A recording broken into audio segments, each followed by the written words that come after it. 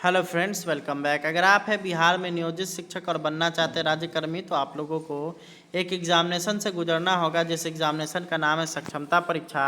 उसी के क्रम में मैं आप लोगों के लिए कक्षा 7 हमारी दुनिया यानी भूगोल का पाठ 2 चट्टान एवं खनिज पाठ से संबंधित यहाँ पे ऑब्जेक्टिव क्वेश्चन से लेकर के आ चुका हूँ।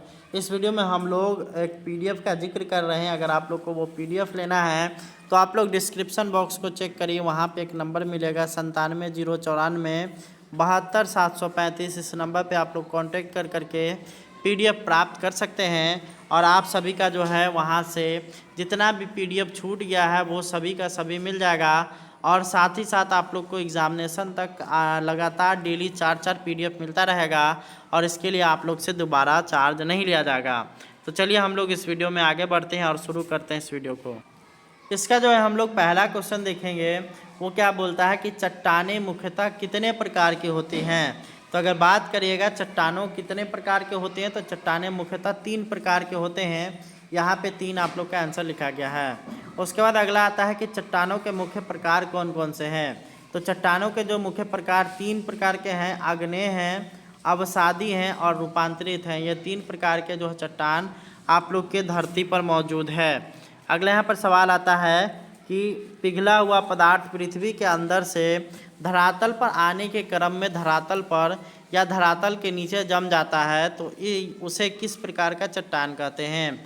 जब इस तरह का जो है अगर बात करिएगा, जब चट्टान का निर्माण होता है तो उसको हम लोग आग्नेय चट्टान बोलते हैं।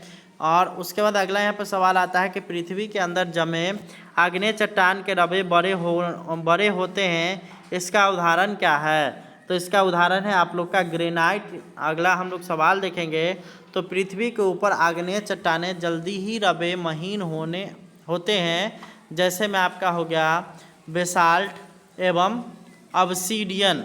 अगला यहाँ पर आता है सवाल कि अवसादों या तलछटों के जमाव से बने चट्टान को क्या कहते हैं। तो इसको अवसादी चट्टान बोला जाता है, यानी कि ऑप्शन नंबर सी बिल्कुल सॉरी, यहाँ पे अवसादी चट्टान हो जाएगा। अगला हम लोग सवाल देखेंगे, तो यहाँ पर है कि पानी के अंदर तलछटों के जमाव से बने चट्टान का उदाहरण क्या है। तो इसका उदाहरण है आपका चूना पत्थर। अगला यहाँ पर आता है कि पानी के बाहर महीन अवसाद की परत जमने से बनी अवसादी चट्टान का उदाहरण कौन है। तो इसका हो जाएगा बालू पत्थर और सेल। अगले यहाँ पर सवाल आता है कि किस चट्टान को परतदार चट्टान भी कहते हैं। तो अवसादी जो चट्टान होता है उसको हम लोग परतदार चट्टान भी कहते हैं। अगले यहाँ पर सवाल हम लोग देखेंगे, तो वह है कि रूपांतरित चट्टान के उदाहरण कौन है। तो रूपांतरित चट्टान के जो उदाहरण है वो है संगमरमर। अगला हम लोग देखेंगे कि जब आग्नेय या परतदार चट्टानें ताप या दाब या दोनों के कारण इसके गुण में बदलाव हो जाते हैं, तो उसे क्या कहते हैं। तो उसे रूपांतरित चट्टान कहा जाता है। अगला सवाल आता है कि चूना पत्थर अधिक ताप एवं दाब के कारण किस चट्टान में परिवर्तित होते हैं। तो वो होते हैं आपके संगमरमर में। अगला यहाँ पर आता है कि ग्रेनाइट अधिक ताप एवं दाब के कारण नाइस में बदल जाता है, उसे क्या कहते हैं। तो उसे हम लोग कायांतरित चट्टान कहते हैं। अगला यहाँ पर सवाल आता है कि सेंधा नमक किस चट्टान का उदाहरण है। तो सेंधा नमक जो है वो अवसादी चट्टान का उदाहरण है।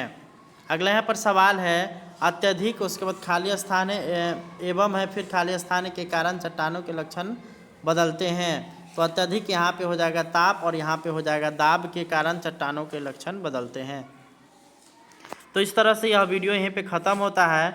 आपको अगर वीडियो पसंद आए तो इसको लाइक ज़रूर कर दें, और आप लोग को अगर ये पीडीएफ लेना है तो आप लोग डिस्क्रिप्शन बॉक्स को चेक करिए। धन्यवाद, थैंक्स फॉर वॉचिंग।